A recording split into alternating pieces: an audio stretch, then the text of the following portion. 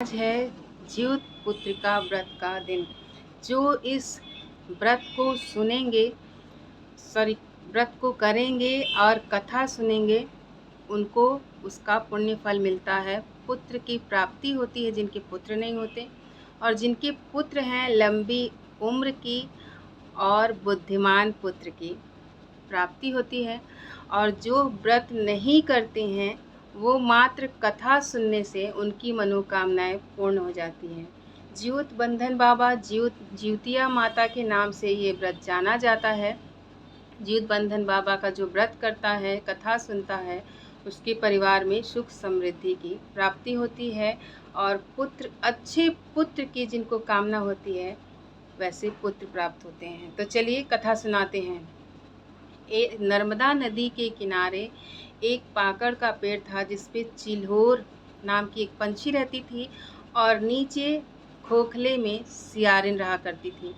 दोनों एक साथ रहती थी, बातें करती अपना दिन बसर गुजर रहा था। एक दिन नदी के किनारे बहुत सारी औरतें नहा रही थी तो चिल्होर ने सियारिन से कहा कि बहन, आज नदी के किनारे बहुत भीड़ है, क्या बात है, जाओ जरा पता करके आओ। तो सियारिन बोलती है कि मैं 4 पैरों वाली अगर वहाँ जाऊँगी तो लोग मार मार के मुझे अधमरा कर देंगे, तो आप तो उड़ सकते हो, आप जाके पता करो कि वहाँ क्या हो रहा है। तो पंछी, जो चिल्होर पंछी थी, वो जा कर के देखती है एक बूढ़ी माँ नदी के किनारे पर बैठी हुई थी। तो उनसे जा कर के पूछती है, पहले सतयुग में पशु पक्षी पेड़ पौधे सब बातें किया करते थे और सबकी बातें सब सुना भी करते थे और समझा भी करते थे। तो उस पंछी ने माता से पूछा कि माता जी, आज सारी औरतें नदी पर इतना स्नान क्यों कर रही हैं सुबह सुबह? तो माता जी ने बताया कि अश्विन मास के सप्तमी तिथि को नदी पर स्नान करके कुछ खा पी करके अष्टमी का व्रत करते हैं, निर्जला व्रत करते हैं। तो हमें, जो व्रत करते हैं, जिनको पुत्र नहीं होते उनको पुत्र की प्राप्ति होती है, और जिनके पुत्र होते हैं उनको बुद्धि और लंबी आयु प्राप्त होती है। तो चिल्होर पंछी जा करके सियारिन को बताती है। तो सियारिन बोलती है कि हम भी ये व्रत करेंगे। तो चिल्होर पंछी बोली कि हाँ हाँ, हम भी करेंगे, आप भी करिए, पर मेरा पेट तो छोटा है, कभी कभी बारिश के दिनों में हमें दाना नहीं मिलता है तो हम भूखे रह जाते हैं, पर आपका पेट तो बड़ा है, आप हड्डी मांस खाने वाले, आप नहीं रह पाओगे, आप रहने दो। तो सियारिन ने बोला, नहीं नहीं, मुझे भी अच्छे पुत्र चाहिए, तो मैं भी करूँगी, मेरे पुत्र जीवित रहें, लंबी उम्र प्रदान हो, समझदार हो, तो मैं भी व्रत करूँगी। दोनों नदी में नहा करके व्रत जो है शुरू कर देती हैं। अष्टमी वाले दिन निराहार व्रत रहती हैं। पूरा दिन बीत जाता है तो रात होती है, और रात में चिल्होर पंछी अपने घोंसले में होती है और सियारिन अपने खोखले में होती है। दोनों जो है, चिल्होर पंछी मंत्र का जाप कर रही थी और ये सियारिन का मन छटपटा रहा था। गांव में पता चला कि किसी की मृत्यु हो गई है और बारिश के कारण उसकी जो है पूरी सौ जल नहीं पाई है, और इसको पता चला तो लालच आ रहा अंदर। अब ये सोच रही कि चिल्होर पंछी सो जाए तो मैं जाऊं। बार बार पूछती, बहन चिल्होर, सो रही हो कि जाग रही हो? तो बोली कि मैं जाग रही हूँ। बोली, क्या कर रही हो जाग करके? बोली, मंत्रों का जाप कर रही हूँ, ईश्वर का ध्यान कर रही हूँ और अपने जो है बच्चों का देखभाल कर रही हूँ, क्योंकि आज मैंने अपने बच्चों को खाना नहीं खिलाया है तो हमारे बच्चे भूखे सोए हैं, थोड़ा बहुत अपने से खाए हैं। तो सियारिन सोच रही है कि ये सो जाए तब मैं जाऊं। तो बार बार ये पूछती तो चिल्होर पंछी को भी ये एहसास हो गया कि सियारिन के मन में कुछ न कुछ तो चल रहा है। अगर ये अब आवाज़ देगी तो मैं नहीं बोलूँगी, और अपने बच्चों को भी कह देती कि जब ये सियारिन बोलेगी तो तुम लोग कुछ मत बोलना, चुपचाप पड़े रहना। तो सियारिन जो है आवाज़ देती है, चिल्होर बहन, जाग रही हो कि सो रही हो? तो वो नहीं बोलती है। तो सियारिन को लगता है कि ये चिल्होर बहन तो सो गई, चलो चलते हैं, रहा नहीं जा रहा है। आकर के मन में लालच आ रही थी तो गई, दौड़ते ही लाश के पास जाती है और मांस खा लेती है, हड्डियां कुछ उठा ले आती है, अपना धीरे धीरे खा रही थी। और चिल्होर तो जाग रही थी, देख रही थी सब कुछ। उसने बोला कि सियारिन बहन, ये कैसी पड़ की आवाज़ आ रही है? तो सियारिन ने बोला, अरे व्रत के मारे मेरी हड्डियां टूट रही हैं, उन्हीं से आवाज़ आ रही है, क्या करूं? तो चिल्होरिन ने कहा कि अरे बहन, तूने जब व्रत किया था, मैंने मना किया था, तो क्यों व्रत किया जब तुझसे व्रत नहीं रहा गया? तूने अपना व्रत खंडित क्यों किया? ये बहुत गलत बात है। दोनों के व्रत, चिल्होरिन जो है, चिल्होर पंछी अपना व्रत नियम से करके नहाती धोती है, नवमी के दिन पारण करती है। वैसे ही सियारिन भी अपना पारण कर लेती है और कहती है बहन क्या करूं, मुझसे रहा नहीं जा रहा था।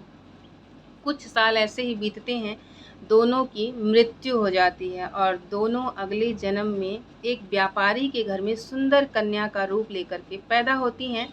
और जो सियारिन थी वो बड़ी बहन थी और जो चील्हो पंछी थी वो छोटी बहन थी। दोनों की एक ही घर में शादी होती है। छोटी बहन मंत्री से ब्याही जाती है और बड़ी बहन राजा से ब्याही जाती है। बड़ी बहन को बड़ा गुमान था कि मैं तो राजा की पत्नी हूँ, मैं रानी हूँ। और मंत्री की जो पत्नी थी छोटी बहन, वो ठीक ठाक थी, खुश रहती थी, सुखी थी। मंत्री की पत्नी थी, कोई कमी नहीं थी, पर उनकी बड़ी बहन तो अपना रौब अलग जमाती। कुछ साल बीते, दोनों बहनों को बच्चे होते हैं। छोटी वाली को 7 बच्चे होते हैं, बड़ी वाली को भी 7 बच्चे होते हैं। पर इसके एक एक करके बच्चे, जो बड़ी बहन सियारिन थी उसका नाम रूपवती था और इसका नाम गुणवती था। जो बड़ी बहन थी तो उसके बच्चे जब भी पैदा होते मर जाते। पर ये जो छोटी बहन थी, जो चिल्होर पंछी थी, उसके बच्चे 7 बेटे हुए, सातों जिंदा थे। तो जो बड़ी बहन थी सियारिन, वो जो है उसको देख करके जलन फील करने लगी कि इसके बच्चे जिंदा हैं और मेरे बच्चे जो है होते ही मर जाते हैं, और उसको जलन होने लगा अपनी छोटी बहन को देख करके। तो एक दिन अपने सैनिकों को आदेश देती है कि जाओ उस अपनी छोटी बहन के बच्चों को मारने का, कि उनके सातों बच्चों को मार दो। जब वो ले जाते हैं सैनिक, मार करके चले आते हैं, फिर दूसरे दिन देखते हैं उसके बच्चे फिर जिंदा चले आते हैं। तो बड़ी वाली बहन बोलती है अरे तुम लोग कुछ ढंग का काम नहीं कर सकते, 7 छोटे छोटे बच्चों को मार नहीं सकते? जिस दिन अश्विन मास का 7वीं तिथि था, उसी दिन सारे सैनिक ले जाते हैं वन में बहुत दूर, उसके सातों बच्चों का गला काट करके मिट्टी में दबा देते हैं। और ये जो छोटी बहन थी वो जीवित पुत्र का व्रत रखी हुई थी और रो रही थी कि मेरे बच्चे अभी तक आए नहीं, और उसने व्रत भी रखा हुआ था। रात बीत गई, 7वीं की रात बीती, अष्टमी को निराहार व्रत रही और रो रही है, अपने बच्चों का इंतजार कर रही है और व्रत भी करी हुई है। व्रत पूरा दिन बीता। जब 9वीं तिथि आई, पारण का समय, तो उसके बच्चे आए और बहुत सारे गहने लेकर के आए, साड़ियाँ लेकर के आए, सामान लेकर के आए। तो इसके जो है छोटी बहन को बोलती है, बच्चे आते हैं, बोलते हैं माँ देखो मौसी ने क्या भेजा है। वो साड़ी गहने पहन करके तैयार हो जाती है और खूब खुश हो जाती है, चहकती है पूरे महल में। तो बड़ी बहन को देख करके ये फील होता है कि अरे मैंने तो इसके बच्चों को मरवा दिया, ये इतनी खुश क्यों है और इतने गहने क्यों पहनी है। तो जा करके पूछती है कि तुम्हें इतने गहने कहाँ से मिले। तो वो बताती है कि बहन तुमने ही तो भिजवाए हैं मेरे बच्चों के हाथे। बोलती तुम्हारे बच्चे तो मार दिए गए हैं।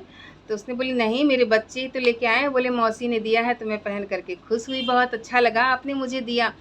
ये बात राजा को पता चली तो राजा अपनी पत्नी को देश से बाहर निकाल देते हैं, और देश से बाहर निकालते हैं, वहाँ जा कर के बैठती है जहाँ चीलू और सियारिन अगले जन्म में रहा करते थे। उसी पेड़ के नीचे जा कर के बैठ जाती है और रोती रहती है कि हमने क्या ऐसी गलती कर दी जो हमारे साथ ऐसा हो रहा है। मैं दुखी हूँ, राजा की पत्नी होकर के मैं दुखी हूँ और मंत्री की पत्नी होकर के मेरी बहन सुखी है। तो वो छोटी बहन को पता चलता है कि मेरी बहन को निकाल दिया गया है राज्य से। वो जाती है खोजते खोजते उसी पेड़ के नीचे वो भी बैठती है।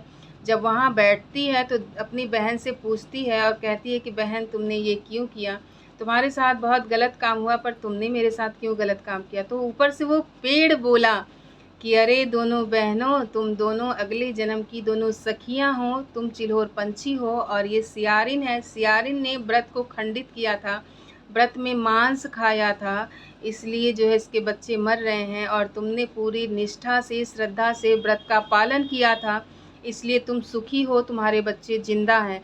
और जब भगवान का जो व्रत करता है, भगवान की उसके ऊपर कृपा बनी रहती है। तो जो इस व्रत को सुने और श्रवण करें और ध्यान में रखें, व्रत करें, उनकी सभी मनोकामनाएं पूर्ण करें जीवित बंधन बाबा। और जो नहीं करते हैं, सिर्फ कथा सुनने मात्र से इस व्रत का आधा फल मिलता है। तो जो जो सुने उस पर जीवित बंधन बाबा की कृपा बनी रहे, और जो जो व्रत करें, उनको पूरा ईश्वर की कृपा प्राप्त हो, सुखी रहें, उनके बच्चे बुद्धिमान हों, उन्हें पुत्र रत्न की प्राप्ति हो, जिनकी जो मनोकामनाएं हों वो जीवित बंधन बाबा आज के दिन सबकी मनोकामनाएं पूर्ण करें। ये जो कथा सुन रहा है उसकी मनोकामनाएं पूर्ण हो। तो बोलो जय श्री राम। जीवित बंधन बाबा की जय।